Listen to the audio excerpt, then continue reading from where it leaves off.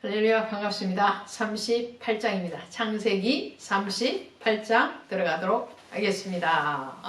38장 가시면 누가 나오죠? 유다와 다말 사건이 나와요. 자, 성경을 보시면 정말 아름다운 얘기, 그죠? 정말 순결하고 거룩하고 정말 감탄이 나오고 박수 칠 만한 그런 사건들이 많죠. 그런데 그에 못지않게 많은 것이 뭐냐면, 어쩜 저럴 수가 있을까? 저게 사실이야? 어떻게 그럴 수가 있지? 그것도 이스라엘 백성들이, 하나님 앞에 택함을 받은 사람들이 어떻게 저럴 수가 있지? 라는 의문의 차원을 지나서 놀랄 수밖에 없는 일들이 있어요. 그 사건 중에 하나가 오늘 유다와 다말의 사건이에요.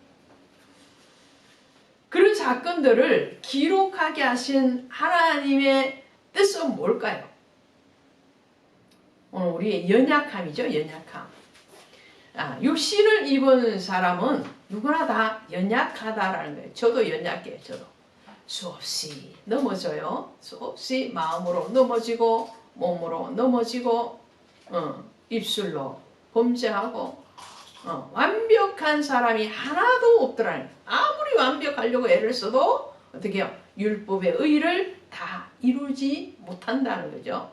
그렇기 때문에 누가 필요한 거예요? 예수가 필요한 거죠. 우리는 연약하기 때문에 우리는 범죄할 수밖에 없고 우리는 죄 가운데 살 수밖에 없고 우리는 아무리 거룩한 척 깨끗한 척 해도 우리 속에 오물이 가득 있는 것과 같은 것이기 때문에 그래서 예수님의 보혈이 필요한 거죠. 오늘 유다가 그렇습니다. 유다 보세요. 유다가 누구예요? 유다는요 야곱의 네 번째 아들이죠. 네 번째 아들이고 유다의 이름의 뜻이 찬송이에요. 찬송하라. 찬송이에요. 그러니까 유다의 이름의 뜻대로 하면 그의 신앙이 어떻게 되어야 되는 거예요? 늘 찬양하고 감사하고 기뻐하고 즐거워하고 그런 신앙이 되어야 되는 거죠. 그런데 유다의 신앙이 아니에요. 실격이에요. 실격. 어떻게 실격이에요? 유다는 앞으로 뭐 될 사람이에요? 유다 지파를 이룰 사람이죠. 뿐만 아니라 유다를 통해서 다윗이 나오고 다윗을 통해서 예수 그리스도께서 오시잖아요. 메시아의 족보를 이룰 사람이 바로 유다예요. 그런데 유다가 그럴 자격이 있냐 이런 거죠. 있느냐 이런 거죠. 유다가 그럴 자격이 있느냐. 오늘 이 38장의 내용을 보면 유다는 전혀 아니올시다. 저런 사람이 무슨 아니요. 저가 할 수만 있으면 세상 사람으로부터나 믿는 자로부터 손가락질 안 당하고 욕 안 얻어먹으려고 노력은 하지만 그래도 아니올시다 라는 면도 많죠. 많아요. 자, 오늘 유다가 그래요. 유다가 자기 형제로부터 떠나 내려가서 아둘람 사람 히라와 가까이 하니라. 이 아둘람 사람 이 히라가 어떤 사람이냐면은 정말 방탕한 사람이에요. 그러니까 유다가 좋은 친구를 이렇게 사귀어야 되는데 그렇잖아요. 우린 친구 사귀는 게 어떤 사람을 사귀냐가 굉장히 중요한데 유다는요 믿음의 가문에서 자랐고 또 믿음의 조상이 될 사람이기도 한데 그리고 찬양이라는 뜻을 가지고 있는 찬송이라는 뜻을 가지고 있는 그런 의미 깊은 사람인데도 불구하고 지금 좋지 않는 사람과 사귀는 거예요. 그 좋지 않는 사람과 사귀면서 지금 휘둘려 다니는 거예요. 그럴 가운데서 어떻게 해요? 아내와 결혼해서 아이를 낳았는데 그 아이를 위해서 며느리를 드린 사람이 누구예요? 다말을 드렸는데 어떻게 해요? 첫째 아이를 그가 임신하여 아들을 낳으며 유다가 그의 이름을 엘이라 하니라. 그가 다시 이름 아들을 낳고 오난이라고. 그 다음에 셀라, 이 아들 셋난, 그 다음에 오난, 셀라 세 사람을 낳는데 먼저 장자를 다말과 결혼을 시켰죠. 애를 결혼을 시켰는데 엘이 어떻게 해요? 하나님 보시기에 어떻게 해요? 하나님 보시기에 악하였다 그러죠. 7절에 유다의 장자 엘이 여호와 보시기에 악함으로 여호와께서 그를 죽이신지라. 결혼시켰는데 장자가 죽어버렸어. 근데 장자가 아들을 낳고 후손을 낳아놓고 죽었느냐면은 아니요. 바로 죽어버린 거예요.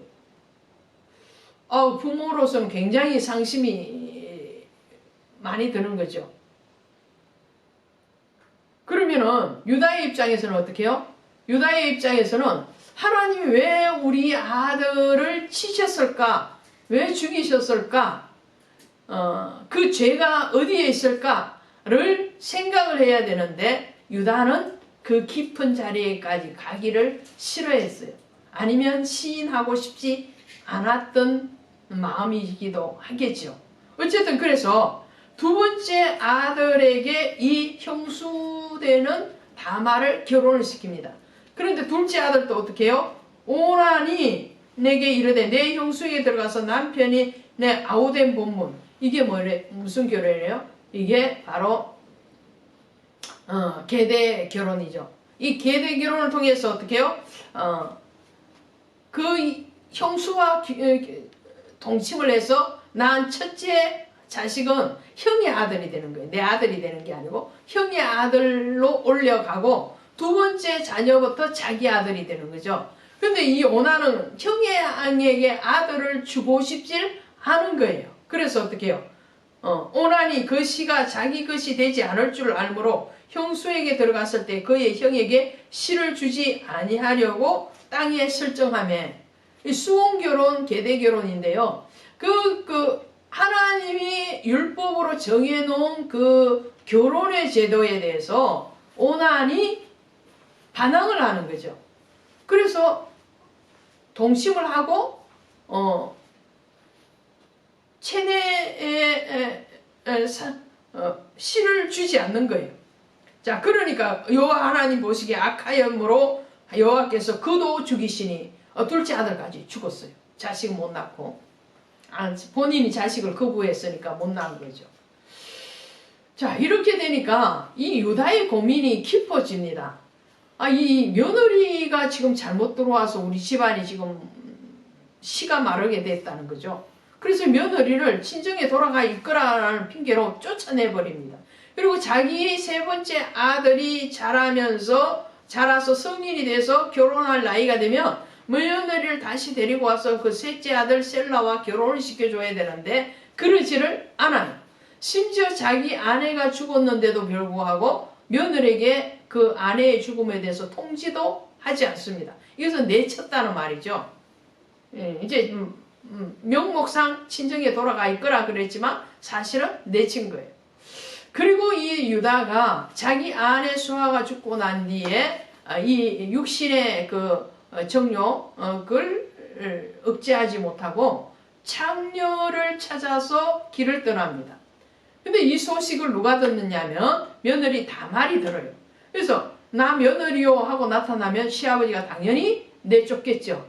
그러니까 다말이 어떻게 해요? 창녀로 변장을 하고 그 시아버지인 유다와 동침을 해서 시를 받아냅니다. 그리고 상둥이를 낳게 되죠. 자, 성경은 이 기록을 왜 하고 있을까요? 그러면서 이 다말이 예수 그리스도의 계보에 올라가거든요. 마태복음 1장에 다말의 이름이 들어가 있어요. 유다는 다말에게서 베레스와 세라를 낳고 이렇게 나와요. 유다와 다말의 관계는 육적인 관계는 시아버지와 며느리예요. 시아버지와 며느리가 동침을 했다? 이거는 윤리적인 도덕적인 면에서 보면 당연히 어찌 그럴 수가 있을까라는 말이 나오게 되죠. 그럼에도 기록한 것은 이것은 역사적인 사실이고 또 하나님은 우리의 연약함, 우리의 악함에도 불구하고 하나님의 선을 이루신다는 것을 말씀하고 있죠. 또 하나는 뭐냐면요. 다말이 소유한 신앙이에요. 다말은 육체적인 쾌락, 즐거움을 얻기 위해서 시아버지와 동침하지 않았어요. 그렇죠? 만일에 육체적인 그런 쾌락을 위한 것이었다면 얼마든지 젊고 떳떳하게 할 수 있었을 거예요. 그런데 그러지 아니하고 그 시아버지 유다를 통해서 오실 예수 그리스도에 대해서 다말한 신앙을 가지고 있었다는 거예요. 다말이 가진 신앙은 메시아의 고대의 신앙이죠. 그래서 다말의 이름이 예수 그리스도의 족보에 올라가는 것을 보게 됩니다. 오늘 저와 여러분이 무엇으로 의로울 수 있습니까? 우리의 행위로? 아니에요. 우리의 신앙으로. 그래서 믿음으로 의롭다함을 받고 믿음으로 구원을 받는 거죠. 오늘 다말이 소유한 그 신앙은 유다의 신앙을 초월하는 신앙이었어요. 오늘 우리의 신앙이 어떠한 보여지는 직책의 신앙이 아니라 심령 깊은 곳에서 예수 그리스도를 고대하는 그 신앙의 자리에 가실 수 있기를 주 예수의 이름으로 축복드립니다. 오늘 38장을 나누었습니다. 감사합니다.